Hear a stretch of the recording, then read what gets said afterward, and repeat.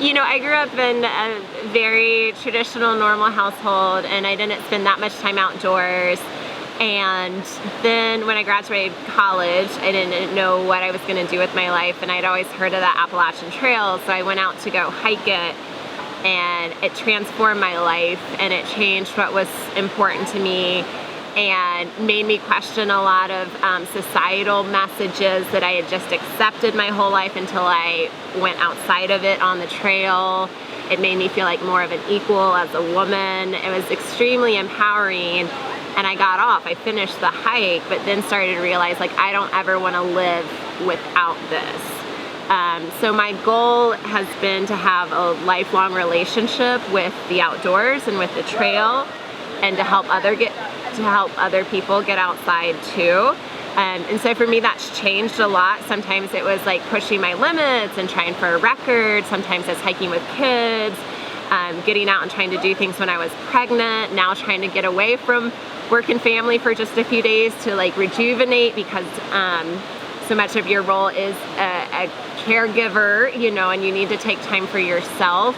And so sometimes it's, hiking close to 50 miles a day, or some days it's just sitting by a river the whole day still. But it's so life-giving, and it's so good, and it's so powerful. And out here you hear your own voice. Like, our culture is filled with a lot of noise and a lot of media and a lot of voices. And out here to just listen to the natural sound and be in a natural setting and realize you have instinct and intuition and you have your own voice, like, it's something that's really important.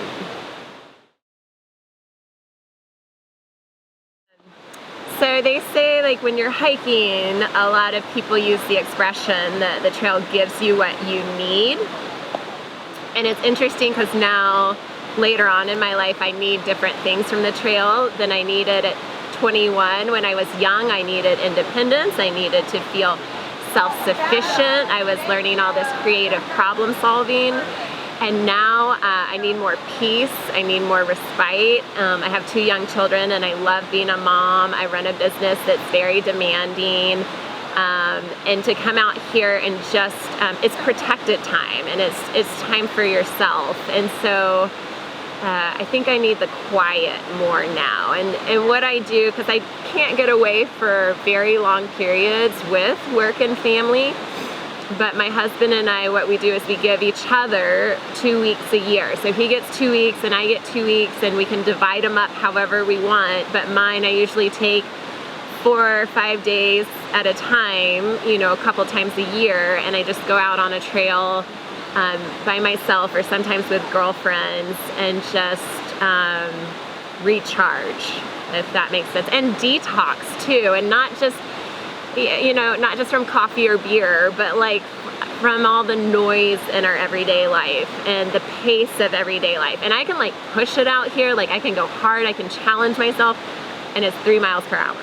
You know, so everything is slowed down, which is good, because I think the noises and the stimulation and the pace of our life in modern day culture is not natural. So it feels really good in this place in life to step away from that and find this peace.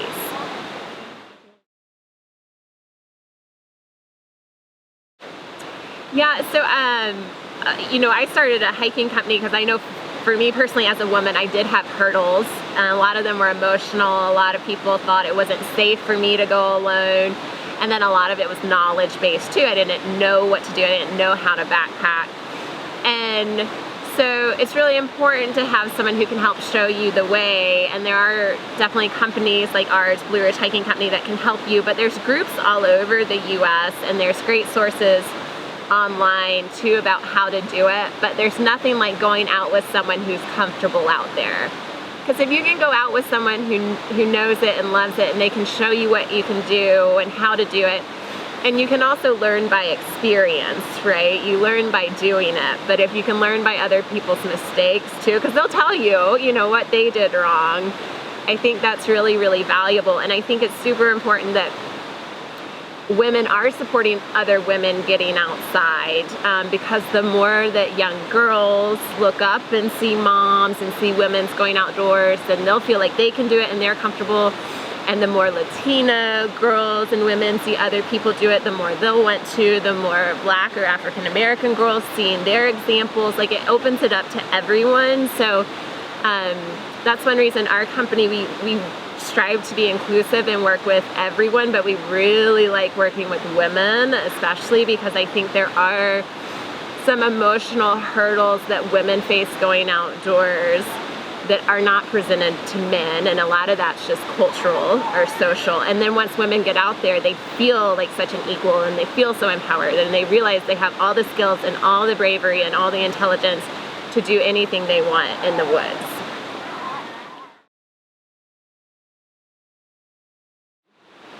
Forward motion, what is it? I think it's kind of a state of mind, right? So it's literally one foot in front of the other, but what I found too is that forward motion is hopefulness, and it's optimism, and it's never feeling stuck. So we all get in dark places, and we face tragedy, and we face loss, and we face hardship. And I think so many times in those places, the tendency is to feel stuck, and like there's no escape, and like it's never gonna change. And I think forward motion is this idea of like it's going to change. And what's powerful is like mentally and emotionally, when you are in those dark places, if you can do the physical act of putting one foot in front of the other, it's one of the best and like most positive ways to encourage your heart and your soul and your mind that someday the situation you're facing emotionally will also change, and you'll be able to move out of that as well. So forward motion, again, it's hiking down the trail, but I think it's a state of mind of I am not stuck where I am at.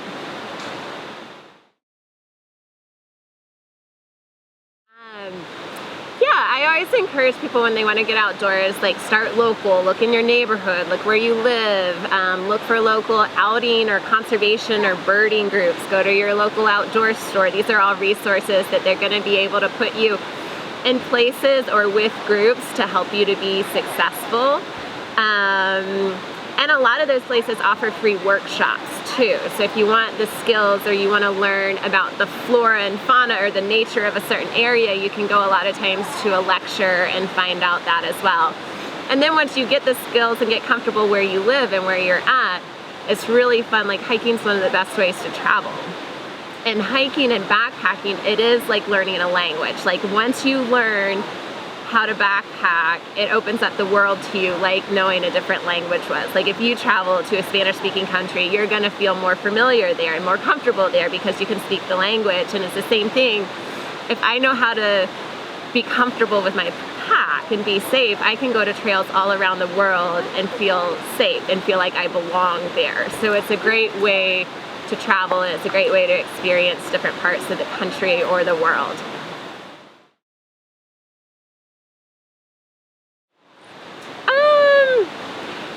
Like Latina backgrounds, like not as directly. Like I know a lot of people who have ancestors, grandparents from Latino countries, Spanish-speaking countries, and they're hikers. But they found it through camps or through scouting, or usually something in their childhood. Like it wasn't usually handed down to them by their parents. And that's not unique in the sense that there are lots of cultures where hiking isn't necessarily handed down and it's not something generational. And there's other places, like I remember traveling to Germany, and it seemed like on Sundays all the families went out into the woods.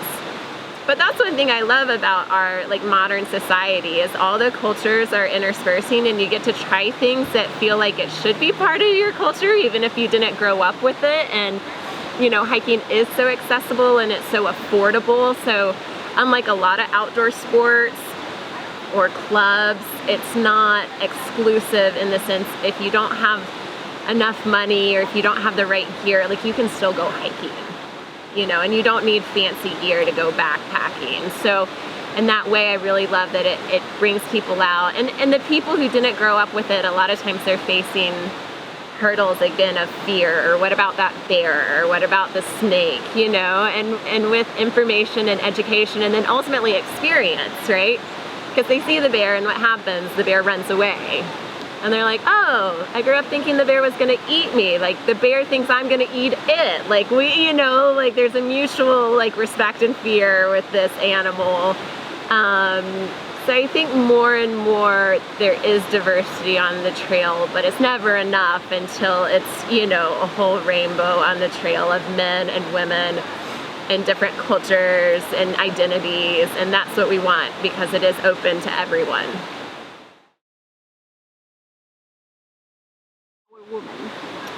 Yeah, so it kind of goes back to this idea that the trail gives you what you need. And when I was trying to decide what to do with my life, I definitely wanted to help people. And I was like, how can I help them? Can I be a teacher? Should I be a nurse? Should I be a minister? But like being on the trail and seeing that just people have different needs. And you can't meet them all, but they were all somehow finding something that they were lacking when they were on the trail. And I thought, well, maybe the best thing I can do is help get other people outdoors, and then if they're in nature, they might find what they need out there. So I started Blue Ridge Hiking Company when I was 24, and I'm really proud of it as a country because it's facilitated or given the opportunity to so many people who want to get outside but don't know how, or have fear, or have family members who are concerned about them, or just want to, you know, learn more about like the local area. And we have guides who really believe in giving that experience to everyone and not holding it back. And so I think as humans, you just want to be more than yourself. And there are days when I'm totally occupied with emails or my kids or whatever it is. And then I get 3 texts from our guides who got different people from different parts of the country, different parts of the world out on trails. And some of them, you know, it's not uncommon for them to say it was their first hike ever. And so to be a part of that, even when I can't be on the trail, and feel like you're helping get other people out, yeah, it's still something I believe in completely. Like it's still something 11 years in, there's the risk of business, and there's always like, man, I hope this works. Like it's hard. It is a lot of permits and insurance and paperwork and a lot of training, but I love the result. Like I love getting people outside. And so we do it through the guiding, and now we have an ultralight gear shop in downtown Asheville, which we're super excited about. Again, we're gear snobs, not because we think that you can't hike the trail with used heavy gear. Like it's not your gear that gets you to the end, but there are a lot of kids, there are women who are more petite, there are older individuals who can't carry a heavy pack. Like they can't experience the trail if they're carrying, you know, 40% of their body weight. And so to have options for people to get out and not carry such a heavy load. And I guess like as a company, that's what I would say one of our missions is to help people not carry such a heavy load. And that could be gear, but that's just emotionally too. Like we want them to get out, we want them to leave their cares and their burdens, we want them to experience something like beautiful, we want to empower them. We don't just like bring you coffee in the morning. Like we teach you how to use the camp stove. Like we teach you how to like hang the bear bag, because this is something we want you to feel ownership of. Like when you leave, if you go on a backpacking trip with us, we want you to feel like a backpacker, not someone who needs to take a guide with them every time they go into the woods. So yeah, I really love it. I believe in it. I hope it keeps working, and we've been able to like spend time in a beautiful place with beautiful people, and it's really work worth doing. So this is something I actually talked with my girlfriends about last night, and it's hard because we all feel at every phase of life. Like it's hard when you're young, it's still hard when you're, you know, getting into your 30s and 40s. About the media gives us a certain idea of beauty and what's normal, and no one fits it. I mean, the models on the magazine fit it. But like, we're always comparing ourselves to that and then looking at what's wrong on our bodies. And when you go hiking, the thing that shifted for me is not thinking about what's wrong with my body, but what's so right with it, and why I'm so like lucky to have the shape and the figure and the body and the legs that I have, because it can do amazing things, and it's part of nature. And that is not something, you know, the magazines are about clothing and jewelries and shoes, and out here it's like, yeah, well, I'm a part of this river, I'm a part of this forest, I'm a part of the flowers. Like, biologically or spiritually, however you want to look at it, I am connected to all of this. And so when I am out here, I feel beautiful and I feel powerful, and I don't want to give our culture or media the right to take it away from me. But it happens so easily, and so then I have to come back to the woods and remind myself that like my body is not wrong. Like, my body is right, and I am beautiful, and I am powerful, and I am a part of nature.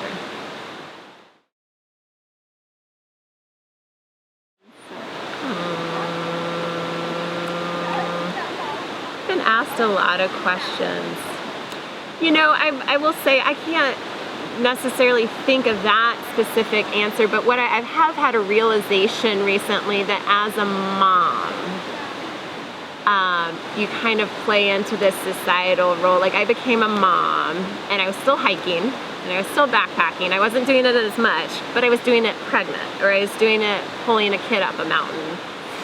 And all of a sudden, like, I became so fully engrossed in my role as a mother, I wasn't really claiming what I was doing professionally or athletically on the trail. And so now as a mom, and my kids are still young, they're still 2 and 6, and I think it takes over your identity, because when you have kids, it becomes the most important thing in your life. But I also want to like take ownership back over the other things that I'm doing, to say I'm still a backpacker, I'm still a hiker, and I'm doing very, very difficult things. Like, I'm backpacking 500 miles while pregnant, and I'm more proud of that than setting the AT record, you know? And it's okay if the outdoor industry or magazines don't want to write about it, because it means so much to me. And I am proud of what I'm doing as a businesswoman, and I always feel insecure or like I'm falling behind the business professionals who don't have young kids, because I don't have the capacity that I used to for work, because my kids take so much of my time. But we're still here, and we're still growing, and we're still helping people get outside, and I can still give it my best, even if my best has decreased capacity, and I can still be proud of that. So I'm trying to be the best mom I can be, but not let it be like my full identity, and taking a title back of being a hiker and of being a backpacker and of being a business professional while still being a mom is important to me. I don't want guys to look at me just as a mom either. I don't want to look at myself as just a mom. Like, we're all more complex, even if you're a stay-at-home mom, which one of my best friend, my neighbor Lauren, I mean, she feels judged for that a lot. And I'm like, but you're doing so much. You're doing everything. And just as a mom, it's all, you know, your cup is full. And I just think claiming that like, this is valuable, my cup is full, this is my best, I'm capable. That's important for moms to be able to do.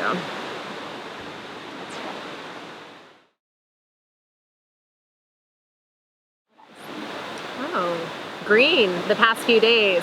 Everything's green in the forest. It's all I saw. You know, I think you would see through my eyes, I see life a lot like the trail. And there is the mindset of forward motion and optimism and hope, and there is the idea that there are ups and downs, and we never fully peak, like we never really reach our best, that this life is a journey, and that every time you get to the top, there's going to be a letdown, but that means you get to find another summit. It means you get to find another mountain to climb. And I really love people. I'm hugely introverted. Like, I like one-on-one stuff, but I believe that everyone I meet has value. Like, I truly believe that regardless of what horrible things they've done, I think everyone has value and everyone can teach you something. And that I love like one-on-one conversation because of that. And I love getting to know people on trail because you get to know them so well very quickly. And then I like the world through my eyes. We have too much stuff. So a lot of just commercialism and stuff, and that's the thing I love on the trail, just having a pack on your back. And so maybe seeing a world where our priorities are based more in our values and less in things. That would be the world through my eyes.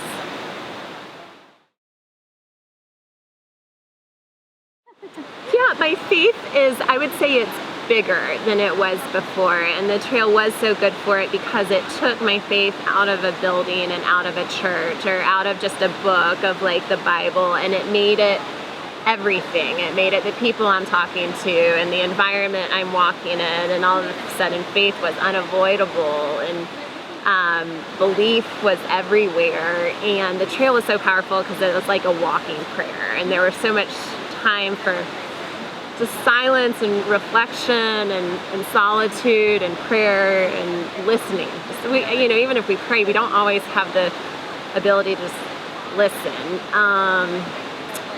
And I think it's just made me more trusting. Like, I used to feel strongly that I needed to figure out a lot of the bigger answers. And now I'm like, it's okay. Like, God's got it, figured out. And I don't need to be able to explain it necessarily. I don't need to be able to make sense of it. But like, faith feels, it just feels tangible on the trail. It's like I have less answers, and I also have less questions, if that makes sense. It just feels undeniable even if you don't know everything about it. So yeah, it's gotten a lot bigger, I think.